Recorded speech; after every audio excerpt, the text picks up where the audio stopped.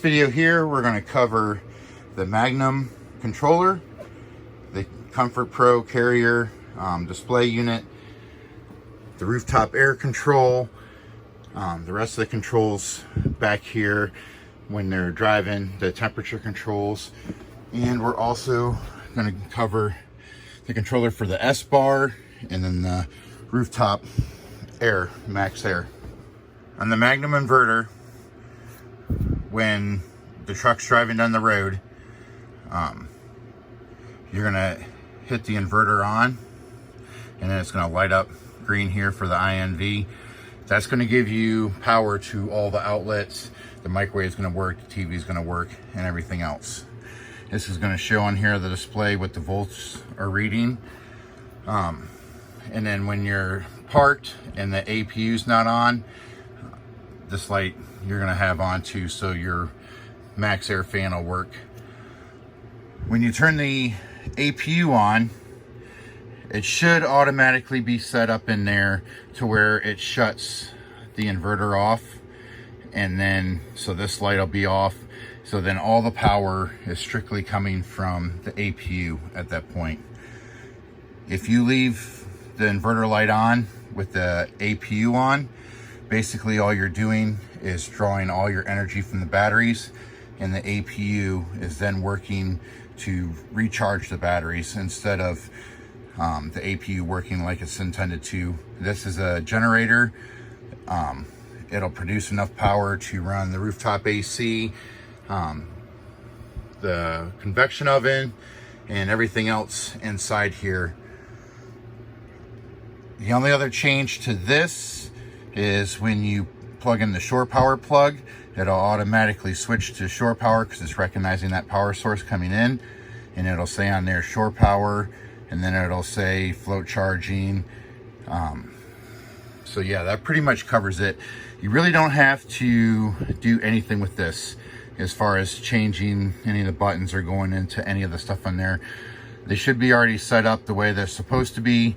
Like I said, the only thing to pay attention to is this INV light here. That's for the inverter, making sure when the APU is running, you have the inverter off. So we're going over here to the Comfort Pro carrier display unit. You're on and off here for the APU. That's pretty much it. It's going to show you on the display up here what your hours are for the APU. Other than that, none of these heat and AC controls work on here, because since we are running the rooftop AC and we have the Espar heater, none of these controls do anything. So basically all you're going to do is go to the on off. One other thing I will show you in here is battery monitor. Making sure your battery monitor is on, and then you can go to set, and it should already be set up to come on at 12 volts. So you go home and you don't have the opportunity to plug the truck in to keep the batteries charged on it. This will automatically, once the voltage gets down to 12, it'll automatically kick on. That's probably about the lowest I'd push it. Some people set them at about 11.7, 11.6. What I've run into on these, if you set them that low and the APU doesn't start on the first crank and it has to re-crank again, or the weather's colder and takes a little bit longer because the glow plugs are warming up, sometimes it doesn't crank on the first one, and when you get the voltage down that low, that's usually sometimes not enough to get it to crank a second or third time if it needs to. So I just, on the safe side, I keep it at 12, and that pretty much works. But like I said, you won't have to do anything else with that. So to show you what I'm talking about, when we turn the APU on, it'll say please wait, APU starting. I'm going to go ahead and leave the inverter on, and once this thing hits 13.9, 14 volts, you'll hear a click behind the pad, and I'll go over that here in a minute, and it'll transfer the power from the batteries to running off the APU. Now, one thing with this, if this ever shuts off without you turning it off, and it has a display message on there, it says check APU.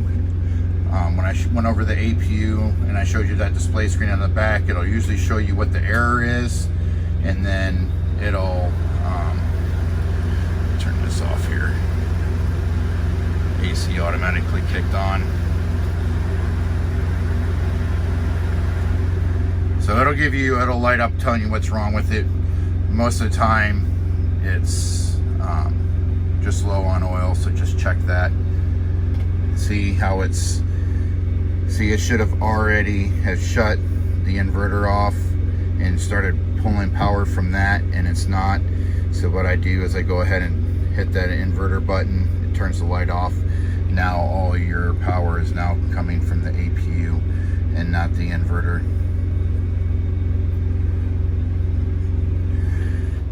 Alright, so we'll move down here to the AC control. This will only work if the AP was on, or if you're plugged into shore power. Is the only two times this rooftop AC will work. So you'll turn it on, hit the button, and there's fan low, fan high, and you got your cool high, cool low, and cool auto. So if you set it on auto, it'll automatically read off the thermostat in here, and it'll keep the temperature, and it'll cut on and off as it needs to.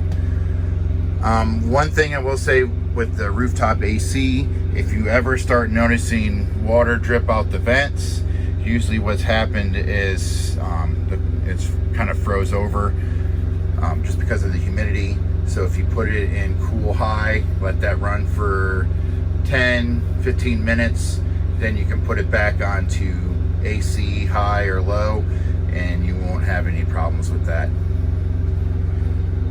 Moving down here to this control, and I'm sorry for the dog hair, or my dog thinks he's a husky.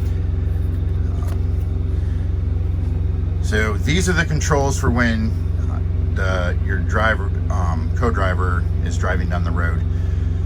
This is your fan, high and low and medium, and then heat and AC, and then you got your own little thermostat back here. So when the other person is driving down the road, you can adjust the temperature different back here than what they have it set up front. This only works when the truck is running.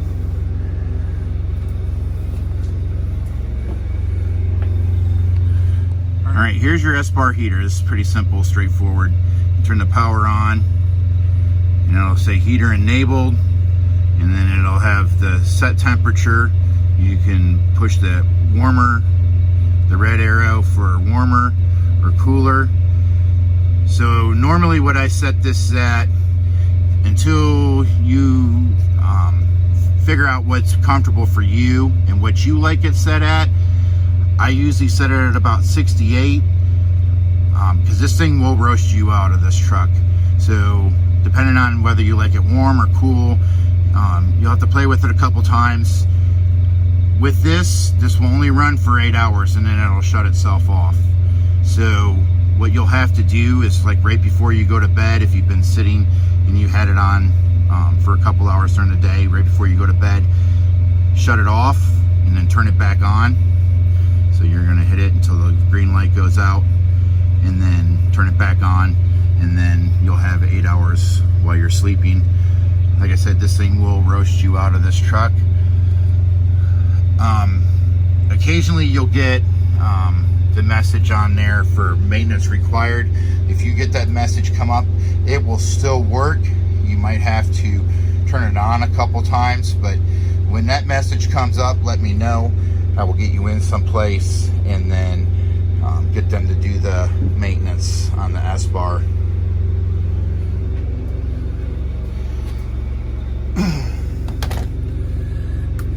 All right, last thing to cover, this is the Maxx air fan. This is right up there. This is all done by remote. It's got a temperature sensor in it also. So when it's nicer out and you don't have to run the rooftop AC, you can have the truck off, not have the APU running. Let me go ahead and shut that off. So you can have Yeah, see, and then the inverter didn't come back on, so I turn it back on so the plugs are working. So when it's nice out, I just usually run this. This is already on. All right, so this set shows what the set temperature is, what the room temperature is. This has the fan on. It shows that the lid is open, the speed that the fan is moving, and then it has air out. To cycle it, you hit this, it'll stop and then reverse itself and pull air in. I usually do the air out and I open the windows and it gets a nice good breeze coming in through the windows. Turn it up, it increases the fan speed for more airflow.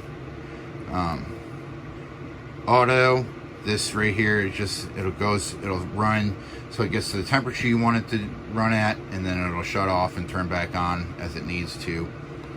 And then to turn it off, you just hit, I don't know. Sometimes you have to kind of point it at it. It's not the best at, if you have it on the wall over there in the mount. So you have to point it at it. Turn it back on, turn it off. And it pulls all the way down. The nice thing about these is these have the curved hood on them. So even if it's raining, you can have that on and it'll move the air in and out. All right, so the last thing we're gonna go over in here as far as the sleeper goes is behind here where the fuse panel is. Both of these seat backs come off. On the passenger side, there's storage pockets in there. You can store some stuff in here. But on this passenger side, you just lift up. It's got these two little tabs right here and that slides into there.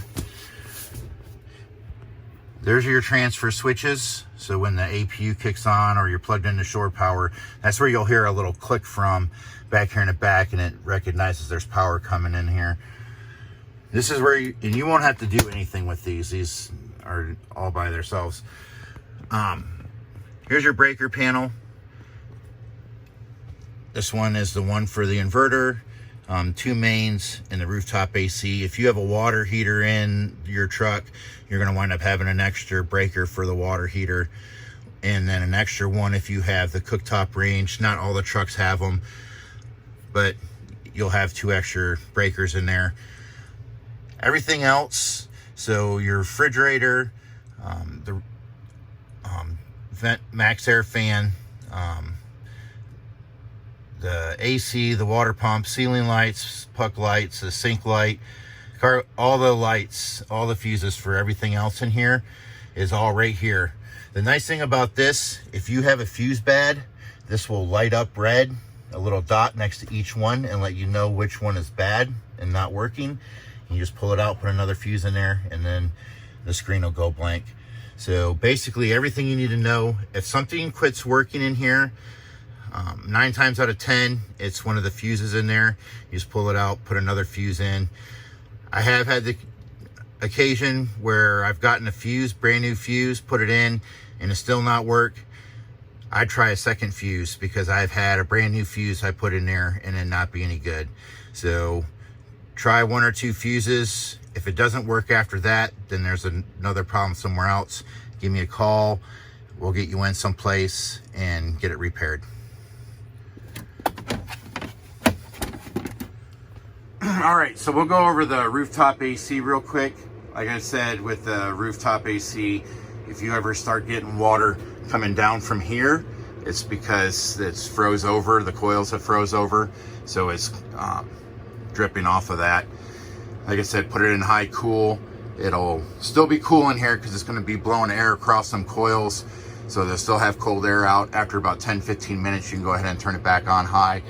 If you ever get any water and this hasn't been running, it's because the seal, it either needs tightened down, because with all the vibrations going on the road, these will loosen up after a little bit of time.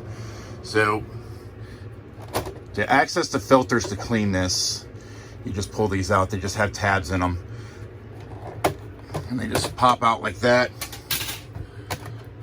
And then we pull the filter out. So there's the screws to really clean this good. There's a screw in the front and the back, and there's two on the other side. You just pull them out, this whole cover will come off. You can wipe down the whole entire thing.